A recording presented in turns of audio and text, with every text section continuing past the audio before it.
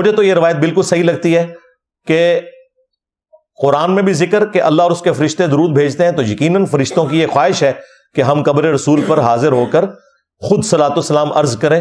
اس لیے میں نے اس روایت کا ذکر یہاں پر کیا. اور اس روایت پہ میری شیخ زبیر صاحب سے کافی لمبی ڈسکشن ہوئی.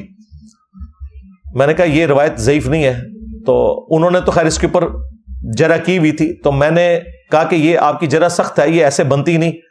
تو پھر انہوں نے صرف یہ لکھ دیا کہ اس روایت میں نظر ہے، بس یہ لکھ دیا. سافٹ سے انہوں نے کامنٹس کیے اور وہ میں نے کروائے تھے. میں نے کہا شیخ صاحب اگر آپ نے اس کو صحیح نہیں کہنا، جبکہ شیخ البانی سے صحیح سمجھتے ہیں اور ان کے علاوہ بھی اور محدثین، تو آپ ایٹ لیسٹ اس کے اوپر اتنا سخت حکم نہ لگائیں، اس کو تھوڑا سافٹ چھوڑ دیں. بہرحال ہمارے نزدیک یہ روایت اپنی اصل میں قرآن میں فٹ ان بیٹھتی ہے الحمدللہ. 22ویں حدیث جامعہ ترمذی میں ہے. ایک شخص عبداللہ ابن عمر کے پاس بیٹھا ہوا تھا، اسے چھینک آئی، اس نے کہا الحمدللہ والسلام علی رسول اللہ. اللہ کی حمد اور سلام ہو نبی علیہ السلام کے اوپر. کوئی گناہ کا کام نہیں کیا اس نے. لیکن عبداللہ ابن عمر نے کہا کہ میں بھی کہتا ہوں الحمدللہ والسلام علی رسول اللہ، یہ تو بڑی اچھی بات ہے، لیکن اس موقع پہ نہیں کہتا. عام حالت میں بھی یہ پڑھتا ہوں. اس موقع پہ نبی علیہ السلام نے صرف ہمیں الحمدللہ سکھایا ہے، یا الحمدللہ علی کل حال، اور کنٹینیوس پڑھیں گے الحمدللہ علی کل حال. اچھا وہ شکر ہے کوئی بریلوی نہیں تھا عبداللہ ابن عمر کو کہنا تسی درود نہیں بن کرو. انہوں نے کہا کہ اس موقع پہ درود نہیں پڑھنا چھینک کے جواب میں.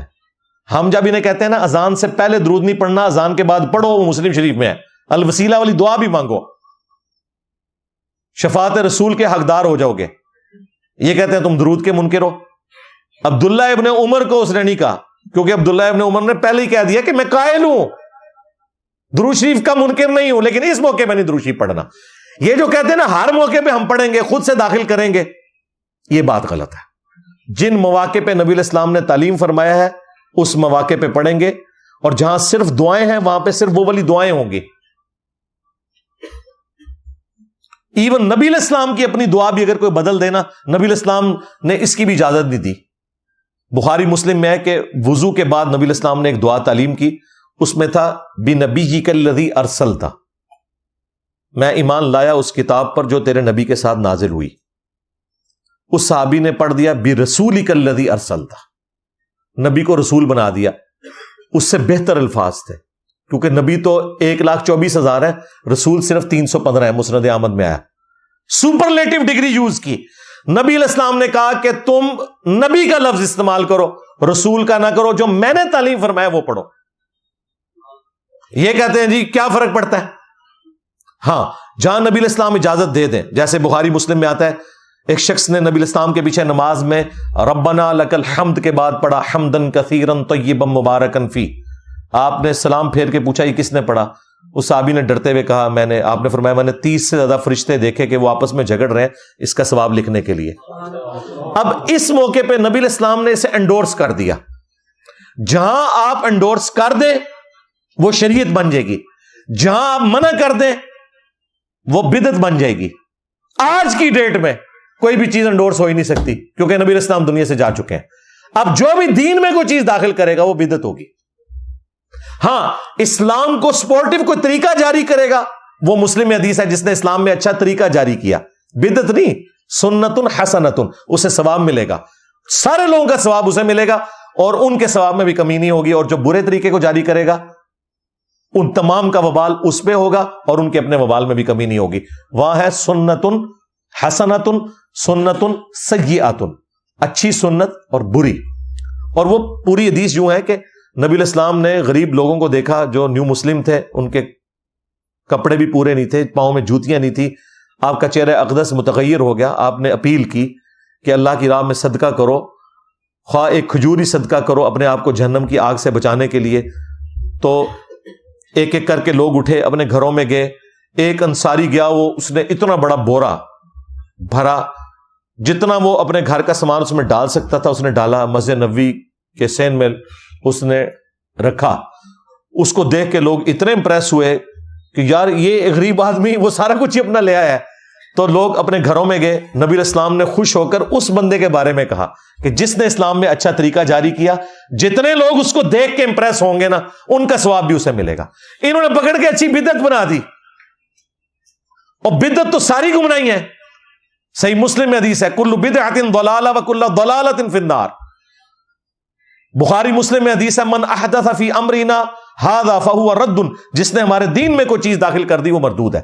دین کو سپورٹیو چیزیں ثواب کا کام ہے. بخاری مسلم دین کو سپورٹیو ہے.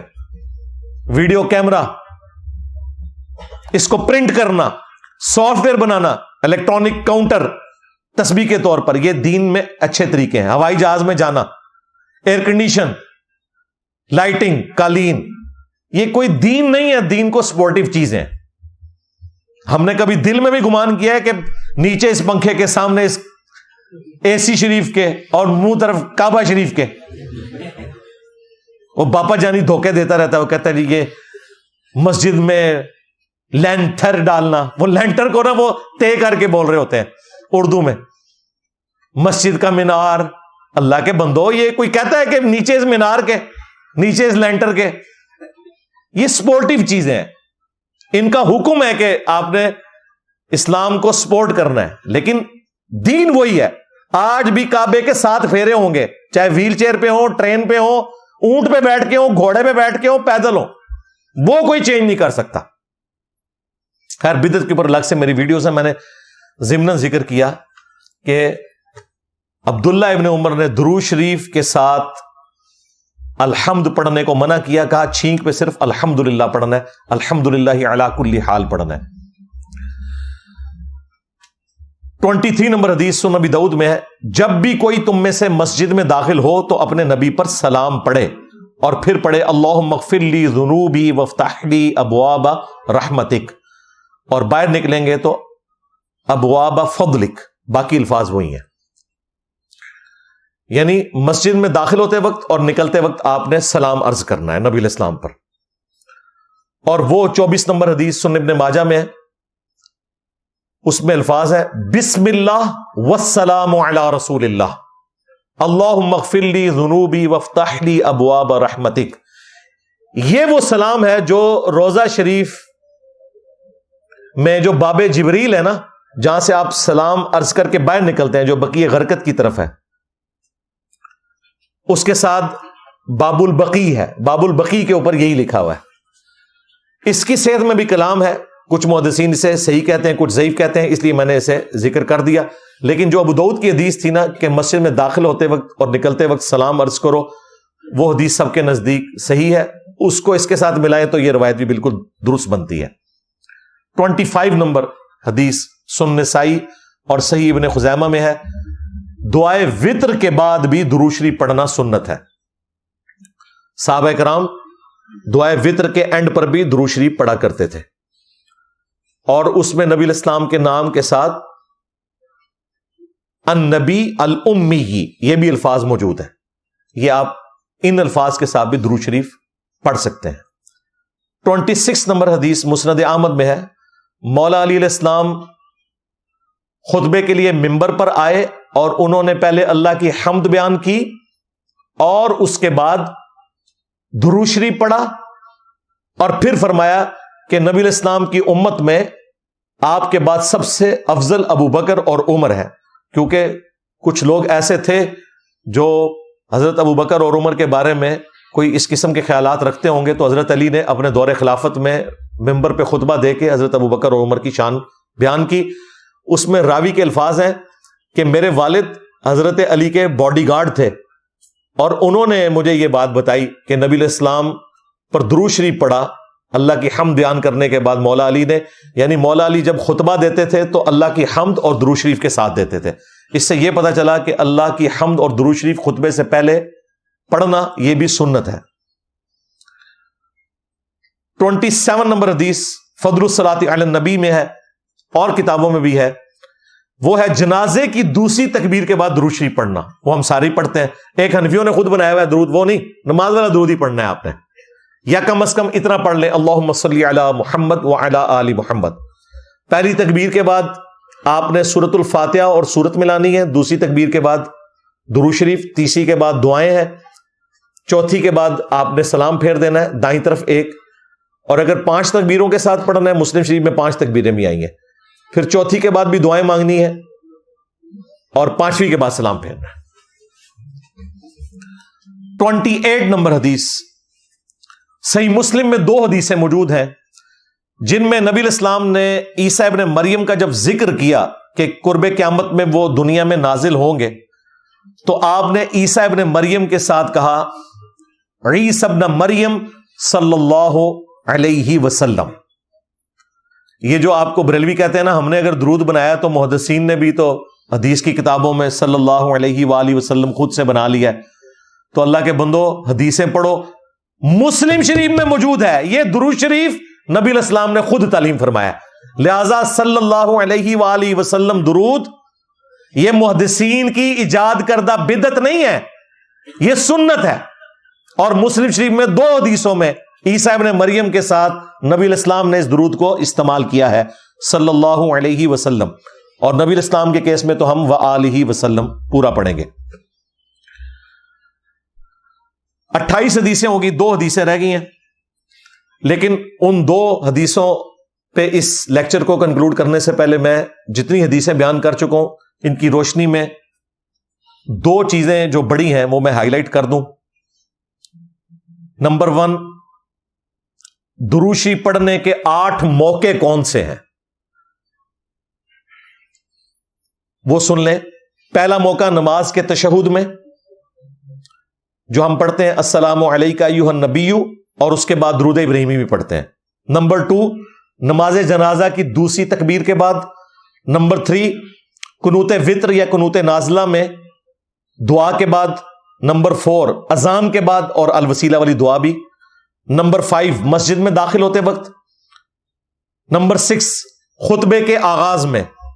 نمبر 7، ہر دعا کرنے سے پہلے اللہ کی حمد اور درود شریف۔ اور نمبر 8، قبر رسول پر حاضری کے وقت صلی اللہ علیہ وآلہ وسلم۔ یہ وہ 8 موقع ہیں جن پر آپ نے درود شریف پڑھنا ہے، اور باقی تو آپ نے وظیفے کے طور پر تو جس ٹائم مرضی پڑھیں، لیکن یہ وہ 8 مواقع ہیں جن پہ اسپیسیفکلی تعلیم کیا گیا ہے کہ آپ نے درود و سلام پڑھنا ہے۔ 8 سنت سیگے کون سے ہیں درود شریف کے جو میں نے احادیث بیان کی، انہیں میں کمپائل کر دیتا ہوں۔ پہلا سیگا وہ ہے جو قرآن میں آیا ہے، سبحان ربک رب العزت عما یصفون وسلام علی المرسلین والحمد للہ رب العالمین۔ یہ افضل ترین درود شریف ہے جو تمام انبیاء پہ ہم پڑھتے ہیں، اور یہ نماز میں بھی آپ پڑھیں دعاؤں کے بعد، اور آگے پیچھے بھی اپنے وظیفے کے طور پر۔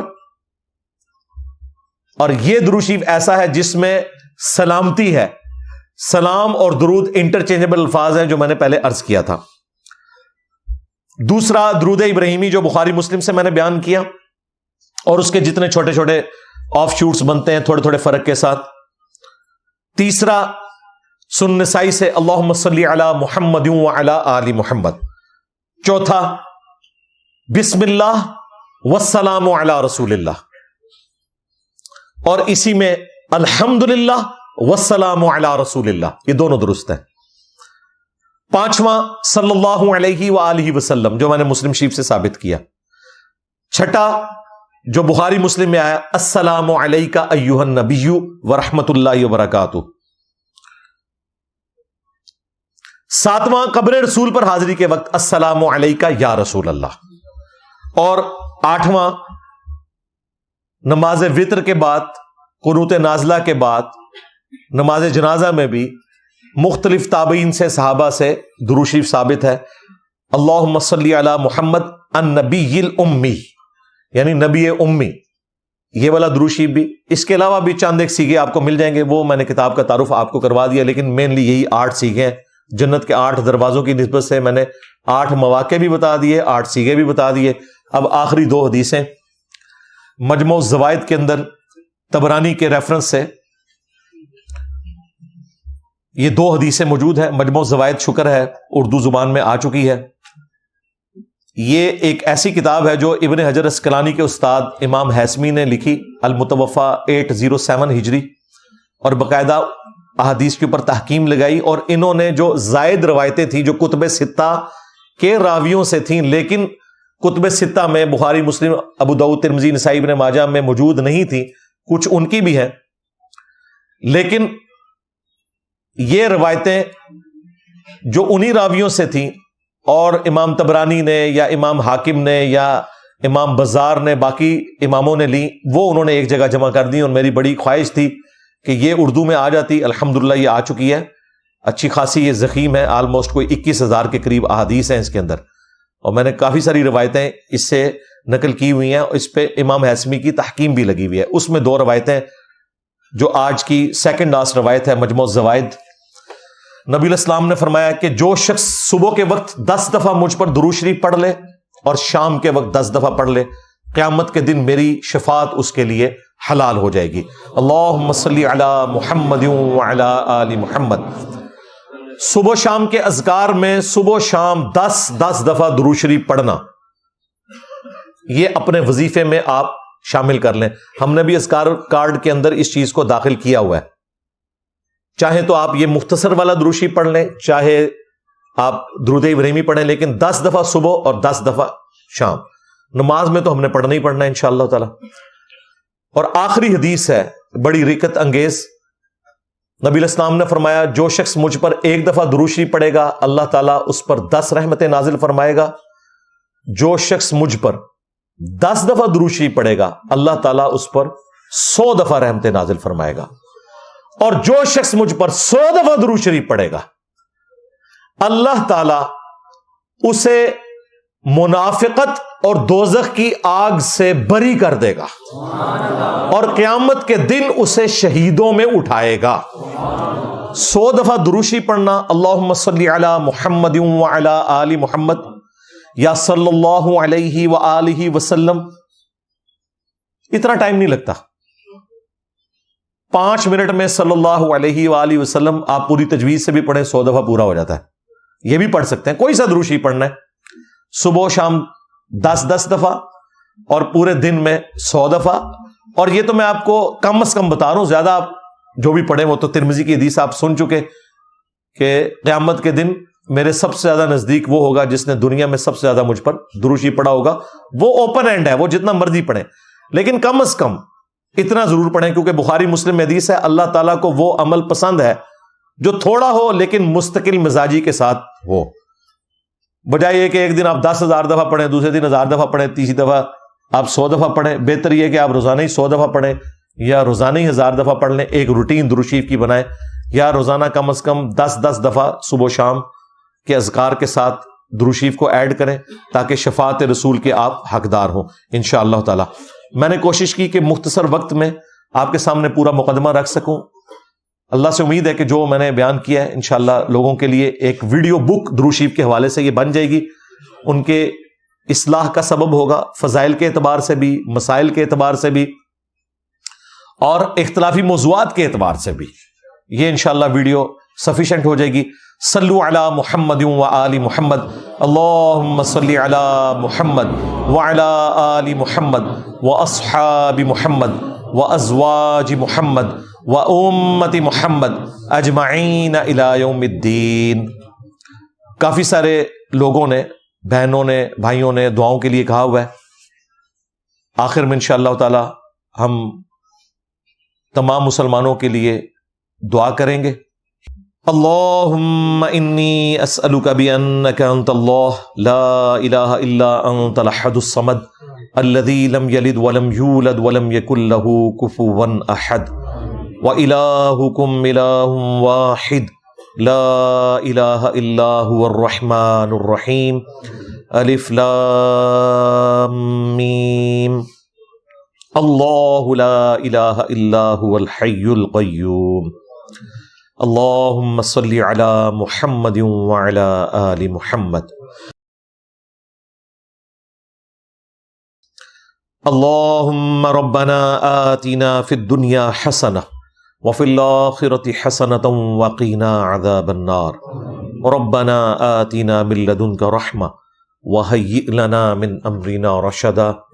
اللہم احسن عاقبتنا فی الامور کلہا وَأَجِرْنَا مِنْ خِزْيِ الدُّنْيَا وَعَذَابِ الْآخِرَةِ. اللهم اغفر لحينا وميتنا وشاهدنا وغائبنا وصغيرنا وكبيرنا وذكرنا وأنثانا. اللهم من أحييته منا فأحيه على الإسلام ومن توفيته منا فتوفه على الإيمان. رب ارحمهما كما ربياني صغيرا.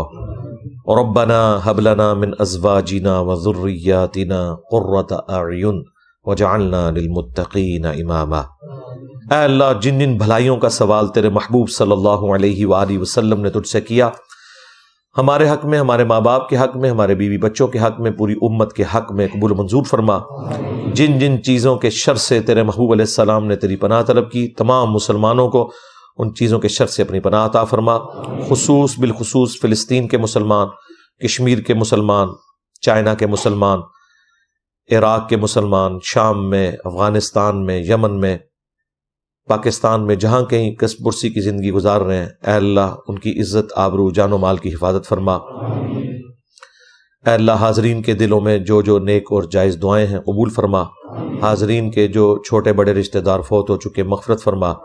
جو بیمار ہیں انہیں شفا عطا فرما. یہ تمام دعائیں تمام مسلمانوں کے حق میں قبول و منظور فرما. اے اللہ ختم نبوت صلی اللہ علیہ وآلہ وسلم کی برکت سے جو نبیوں والا کام اس امت کو شفٹ ہوا، ہمیں پورے اخلاص کے ساتھ اپنے محبوب صلی اللہ علیہ وآلہ وسلم کی مبارک دعوت پوری امت تک پہنچانے کی توفیق عطا فرما. سبحان ربک رب العزت عما یصفون وسلام علی المرسلین والحمد للہ رب العالمین وصلی اللہ علی النبی الکریم وعلی آلہ واصحابہ اجمعین الی یوم الدین. آمین.